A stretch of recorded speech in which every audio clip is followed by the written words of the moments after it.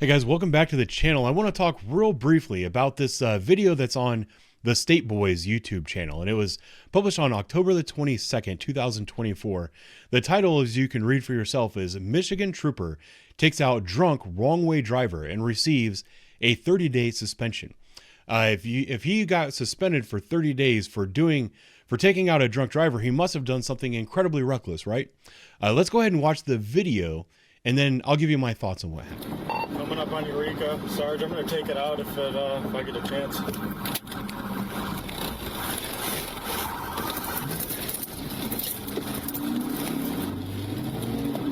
Alright, 50's on the wrong side, now I'm on the shoulder. I'm going to take it out if I get a chance here.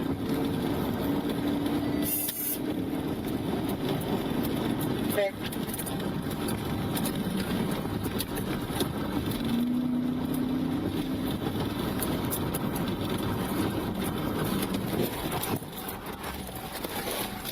Good pit, good pit. Very good, Nick.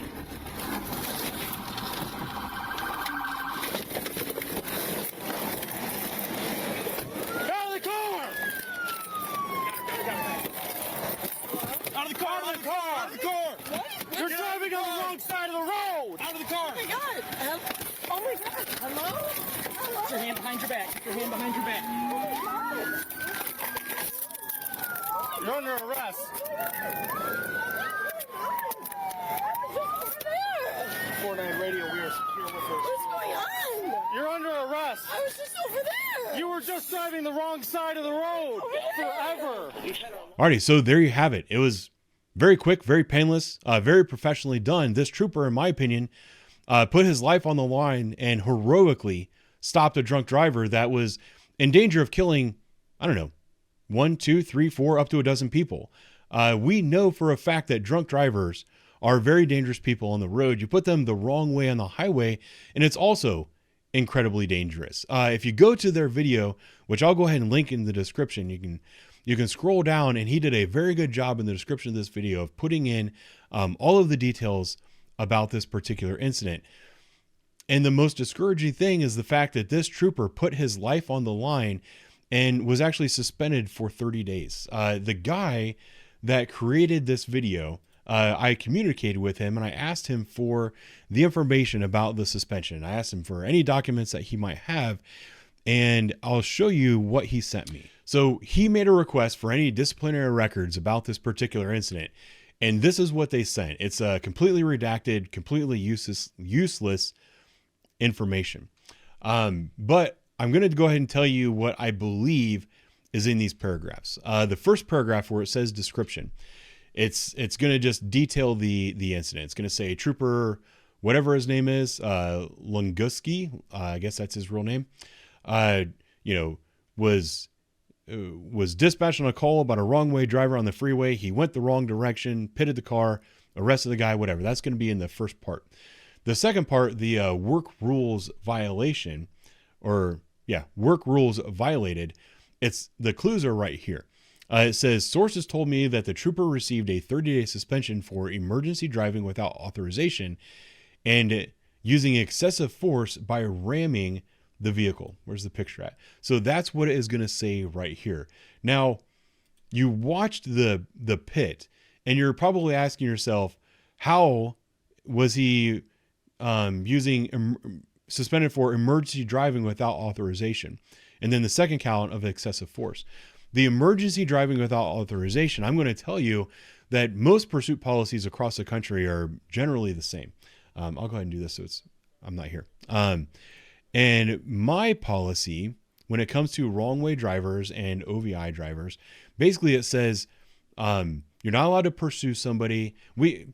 To make it easier for people to understand is if you can shoot it, you can pursue it. So if it's a violent crime that would likely be a deadly force situation, then we can pursue it. Murderers, people who have shot people, people that have kidnapped people, things like that. Kidnapping, robbery, murder, but the robbery has to be an armed robbery, armed home invasions, things like that. If you can shoot it, you can chase it.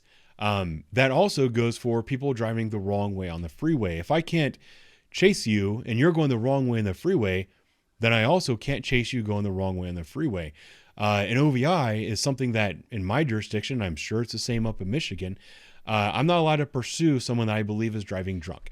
If I pull up behind a car and I think that they're driving drunk, I see them weaving a little bit, and I turn on my lights and sirens and they punch it and they start going 80 miles an hour down a city street, my orders are to disengage. That means I have to turn off my lights and sirens, and I'm supposed to turn to a side street, some kind of movement so that that car knows I'm no longer behind them.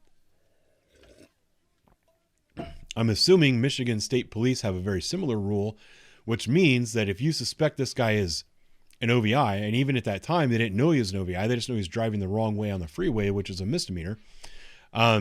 Misdemeanors don't count for pursuit, so you're not allowed to pursue it, so you're not allowed to get in behind it, go in the wrong direction. That's what this emergency driving without authorization. The next part, the excessive force by ramming a vehicle. That one is something that's probably a little bit harder for people to understand.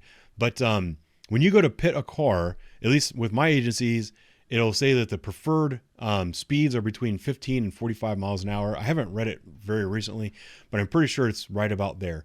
If a car's going below 15 miles an hour, a pit's not going to be, it's not going to be effective. You're just going to damage your cruiser running into that car. If it's going above 45 miles an hour, then a pit maneuver actually runs the risk of being a lethal use of force. It turns into a deadly force encounter. Because if a car is driving at high speeds, and for pitting, I'm pretty sure it's over 45 miles an hour, you're increasing the odds that that vehicle is going to hit a crack, a bump in the road, a pothole, and begin to roll. And if that big vehicle begins to roll, then the driver has a chance they might die. And, you don't want to use lethal force in a non-lethal force situation. So I'm assuming that in the Michigan State Police policy somewhere says if you're driving at a speed above this limit and you try to pit a car, we will view that as a ram. And you're not allowed to ram vehicles unless it's a lethal force situation. Now, the effect that this has on police officers and the public at large is incredibly frustrating because it's putting officers in a position where they have to decide, am I going to try to save a member of the public's life, or am I going to follow policy? Because sometimes in order to save a member of the public's life, you are going to have to violate policy. And this trooper, if he has a wife and kids like I do, and he's suspended for 30 days, that's a month of his income that he's giving up. That's a month of income where my wife and kids and I are going to have to eat beans and rice for a month because I do have some savings, but I don't want to give up a month of my income. And I shouldn't have to dip into my savings because I went and saved somebody's life. That's not how this works. But police administrators are more worried now on civil liability than they are about actually saving people's lives. And that's what we see here. One of the reasons for that, and this is kind of one of those Supreme Court cases that's often used as an insult. You'll hear people say, no, the Supreme Court has already ruled that police officers don't have a duty to protect you. They don't care about you. They only care about themselves. That's why they're lazy, donut eating pieces of shit. That came from, there's a bunch of cases, but I'm going to use Warren versus the District of Columbia as one of those cases. This is a case where I believe it was two women were, let me read it real quick. All right, so Warren versus District of Columbia, it was the one that I was thinking about. This is an incident where a couple of women were in their home. They heard someone breaking into their house, so they called the police. The police responded to the area. They got out of their car. They walked around. They looked. They knocked on the door. Nobody answered the door because these women were upstairs hiding because there was somebody in their house. The officers didn't observe any evidence of a break-in, so they asked for a callback. There was no callback. They decided to leave. When the officers left, the people that broke into the house, they brutally assaulted these women.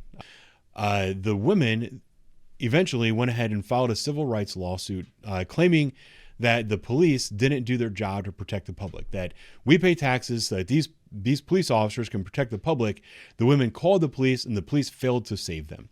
The moral of the story that when this went to the Supreme Court is the Supreme Court said the police can't be held liable for the actions of a criminal. The police responded. They didn't see any evidence, so they left. It's not their fault that the evidence was not obvious to them because You know, a police officer might be driving down any city street at any given time.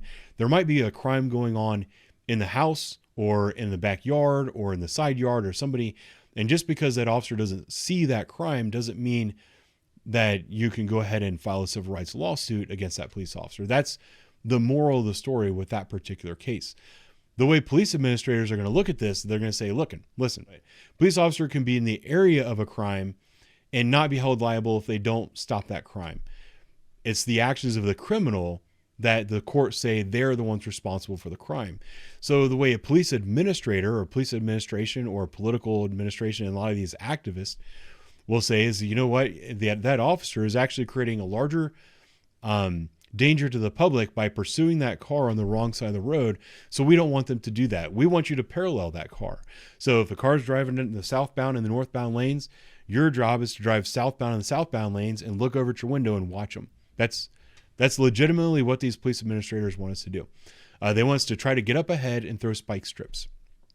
They don't want us pursuing these cars, pitting these cars. So if I'm driving southbound in the southbound lane, I see somebody else driving southbound in the northbound lane, I say, oh my God, that car is going to kill somebody. I need to get up ahead of it and throw spikes.